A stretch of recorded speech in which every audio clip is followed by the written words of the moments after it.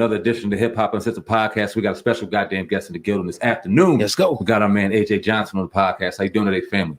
Man, what's up? How y'all doing, man? I'm chilling. What's going on with y'all? Good, man. Happy to have you on, brother. Know you got some things going on, so we ain't gonna hold you too long, but definitely appreciate you coming on, man. Love to have the OGs on here when we get to have them on the podcast, man. Thank you for being here, brother. I'm glad to be here, man. You know, y'all brothers doing y'all thing. I've been listening to y'all, man. So, you know, it's all good. Appreciate that, man. So, how you feeling, man? How you doing? You out there in the cold, man? You about to get working? What's going on with you right now? Yeah, man. I got 2 shows tonight, man. But I've been up since like 12 a.m. LA time. You know, so yeah, I'm tired, man. I've been flying all day, all night, man. You know, so I'm gonna do this and then go to the room and get me some sleep, man. I got 2 shows tonight I got to take care of, and then after that, it's back on the plane to LA. Indeed. That's great, man. Could you take us back though, man? I heard you telling a great story about comedian Robin Harris, and you were telling that story about how he kind of got you primed and ready to, you know, get to where you're at right now. Could you just briefly tell us that story, if you may? Yeah, we was doing House Party 1, and I had a Jerry. That's when I had my Jerry curl. Follow the drip. Yeah, and everybody had them high top fades, so I wasn't really in the movie business, but I was into talking about people. So they was talking about my Jerry curl, and I was fucking a high top fades up. And the director, he overheard us, and he asked me, "Have I ever done that on camera?" I said, "Then what?" He said, "Talk about people." I like, no. He said, "Well, we got this part where Robin Harris come through the party and just bagging on everybody." He said, "We want you to go against Robin Harris." I'm like, cool. So Robin Harris came through the party, and he looked at me like, "Oh, I should have known you was here. All I got to do is, you better not ever do a crime. All the police got to do is follow the drip, follow the drip." So me and Robin, we was going back to back, but they cut out all my shit and just left, you know, him saying, "Follow the drip." So, you know, but he invited me down to his club, and he told me to get on stage. I did 5 minutes, and I bombed because I never been on stage doing comedy before. And he talked about me. He said, "Go home, write 5 minutes of jokes, come back next week, and we'll put you on." So I went home. I wrote 5 minutes of jokes, talked about my family, got some laughs, and he said, "Go write 5 more." Did that, came back, and the rest is history. How'd you get on Def Jam? How'd that get you to Def Jam? Stan Lathan, he knew my father, and we was at a picnic, and he said he seen me on stage, and he wanted him and Russell Simmons. They wanted to know if I wanted to come down and do. They starting this new thing called Def Jam Comedy. I wanted to fly to New York and do 7 minutes. I was like, yeah. So they flew me out there, and I did it, and then they called me back for the second time, and I did it, and that was up. Now, in the movie Friday, man, how'd you land that part? Who called you? How'd that come into fruition? Ice Cube called me. He knew me from the streets. So he said they wanted to give it to Tommy Davidson, but Tommy Davidson, they was going back and forth with him. And so they kept telling me, I got it. Then they said, no, Tommy got it. And then they finally came and said, okay, well, you got it. And when we first did it, I only had 2 lines. I was waiting on the corner for Chris and Ice Cube to pass, and I was supposed to just ask them for $2. But everything you seen me doing Fridays, I ad-libbed and made up on my own. It wasn't no script. It's from the store to when they pull up to the store, from the catching Chris taking the shit, all that was ad-lib. But they liked it and they kept it in. Now was the character E.Z.E, was that based on like your family member or something like that? Yeah, me and my brother, man. Okay. We both E.Z.E, man. Yeah, you know what? Let me say something. My brother, he funny in the motherfucker now. He was fucked up. I was fucked up, but we on the straight street now. My brother, funny enough. Peanut, love you, boy. He doing comedy now, so we both straight. Dope. Now, how's you and Ice Cube's relationship now? No, with some drama. I don't even know if it was drama, but after the Friday, you not getting on Friday or next Friday and stuff like that. How are you and Ice Cube now? I don't really have nothing against Ice Cube. I was mad at him at first, but it's his money, his movie. So, I mean, if he he's supposed to do the last Friday where everybody come back. So we just trying to see if he gonna invite everybody back. So, you know, I'm just waiting to see if he gonna do it and let me come back. So Now, didn't he on one of the Fridays give you like a verbal agreement and kind of broke that verbal agreement?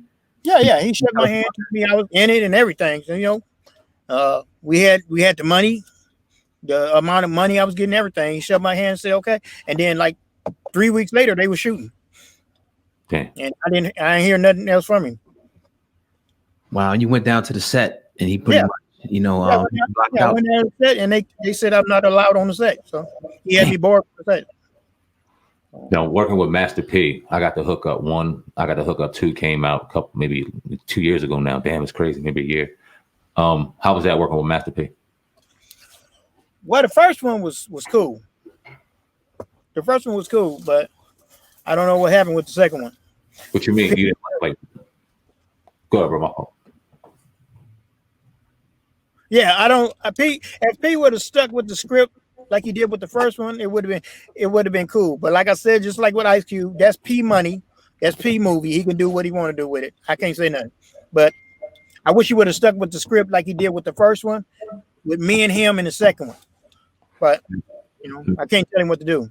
Now, was it an issue with the edit, or was it an issue with the actual like how y'all recorded it? Like, where was the issue with you with the second one?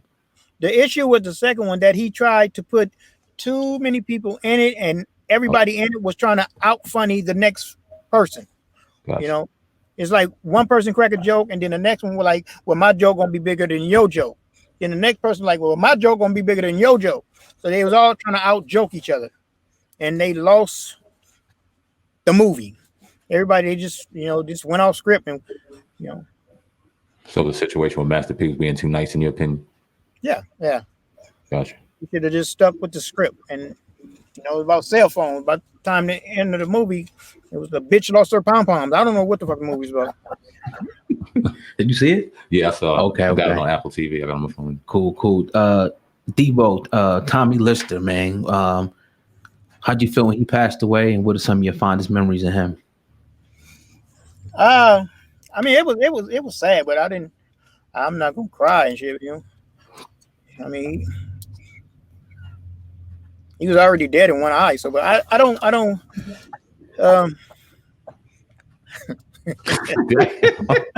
didn't know I didn't just say that, right? Yeah, with the fucking laugh. God. I don't know what to laugh with, you know what I mean? I mean, he should have saw it coming though, but I don't know. No, my bad, man. I shouldn't have said it. No, I mean, it's a sad thing, but you gotta go. Everybody gotta go.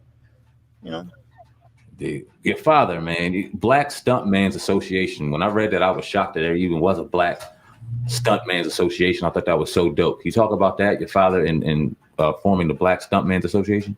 Yeah. I mean, he gone too, so. Everybody gotta go. He gotta go.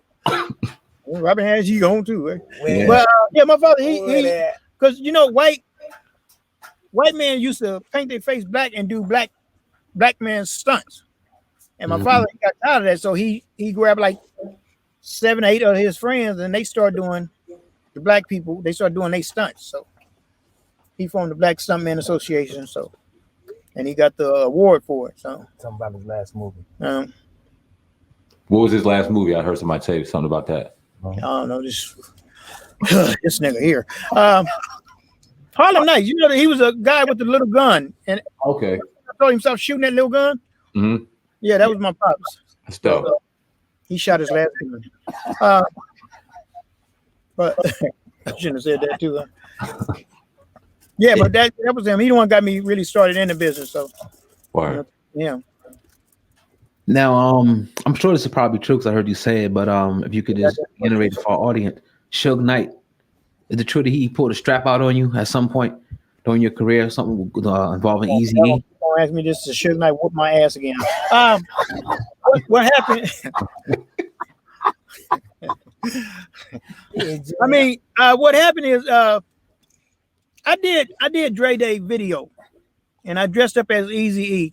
Mm-hmm. And I guess Eazy seen the video, so Eazy came to me, and he was like, "AJ, man, everybody think that's me in a video." He said, "Man, you got to do my video to show people that wasn't me." I'm like, "Cool," because I don't have nothing against Ruthless or Death Row. I'm a comedian. I'm trying to keep my cable on.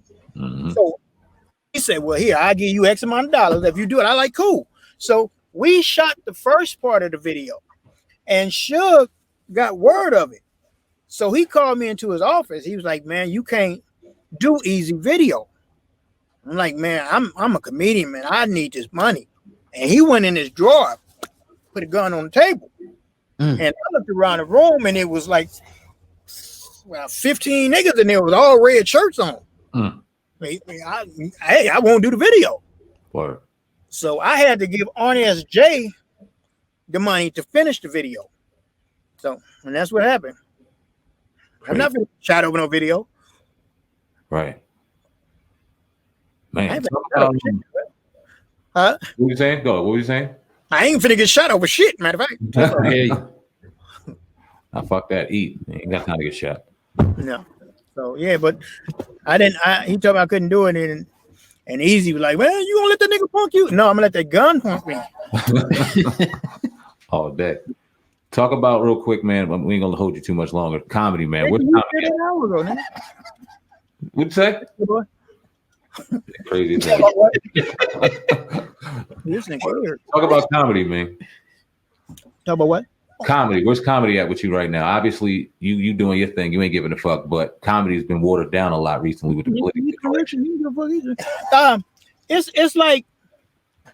it's like comedy ain't what it used to be, man. You know, comedy ain't what it used to be. It's like back when I first started, you had to go work. You had to go work to get a name for yourself. You had to go into bars where dudes, white boys with big ass cowboy hats blowing smoke in your face. You know, you had one mic and it was like one person in the audience. You had to make that person laugh. You know, you had to drive like an hour to get $25. But then these new up and coming comedians coming from Wild and Out, they sit up here getting $20,000, $30,000 for 30 minutes. You know, it's making it hard on me. So I gotta accept now what $7,500 to do 3 hours. No, I ain't doing that. So and then some of these comedians, they not really comedians. They just comedian actors. So they think they can take their act on stage and do comedy. You can't do that. Just because you know how to nail a goddamn board in a wall, that don't make you no goddamn construction worker. You just know how to nail a goddamn board in a wall. You gotta work to be a comedian. Anybody can tell a joke, but do you got material? And that's what I'm telling these young comedians, man. You can't get up there and just do no joke. You gotta live for this. So with that being said, what do you think about somebody like Kevin Hart and Tiffany Haddish? I love Kevin. I like Kevin. Kevin got Tiffany back. I love it. Tiffany, she hold her own sometimes, but then sometimes she do fall back on Kevin, which that's her big brother. She should. But Tiffany, she can hold her own. But she fell down on that New Year's show. She fell down, which she didn't have to, but she did. She had him and she let him go, but she didn't have to. I like Tiffany. She a funny motherfucker. I like her, but she fell down and let him go. But she bounced back. She cool. What do you mean by that? Damn questions. You said 6 questions, nigga. You want a nice question?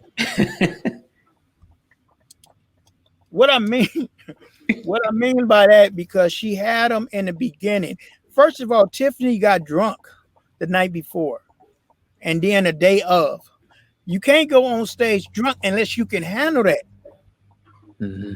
I couldn't go on stage without being drunk. I drink on stage. I don't drink now, but before I used to drink on stage. That's the only way I can get on stage being drunk. Tiffany, she was nervous, so she had a drink, and she got drunk, and it fucked her shit up. She was drunk as fuck. She thought she was at a goddamn pool party. I don't know, but it fucked her up. So that whole New Year's thing just, it was a bad look. Rusty nigga, what you mean by that? Nigga, what the fuck? Nah, we appreciate you, my nigga. Go take your shit, man. You too, my nigga, buff ass dude. Drop your social media handles if you feel like it, bro. You bought a shirt with muscles in it, nigga. This is my man's brand, man. I'm always gonna have a brand on. I don't care how small it is. It's cell phone, man. That shit kind of look like a tattoo, nigga. Man. Yeah. Wow. You look like you grew into that shirt, nigga. I did. It's my son's shit. All right, dog. Hey, I gotta go, man, because we about to go do the show, man. But thank y'all for having me. What? Go ahead, say it. Go ahead. Thank y'all for having me, man. For real. I gotta go to sleep. I've been up like 24 hours, man. So I'm tired of the motherfucker, man. I need some sleep. Understood. Y'all niggas look like y'all filming this shit in the alley. Nice own building, my nigga. You look like y'all broke in a high school, niggas. So hurry up. Oh man, appreciate you, bro. All right, bro. That nigga want to say something so bad. Say something. I mean, you got plenty to fucking talk about now. We could have been asking you questions, my nigga. We need this time. Hey. This nigga don't even work. Nigga, only you work here, nigga, because you drove that nigga to work. Nigga, you an Uber, nigga. Nah, man. Your name is DJ Uber. Nah, man, we go. I'm fucking with you, man. Mike won't talk to y'all. Huh? Mike, talk to him. Nah, all love, man. Appreciate you, bro. We good, dog. We good.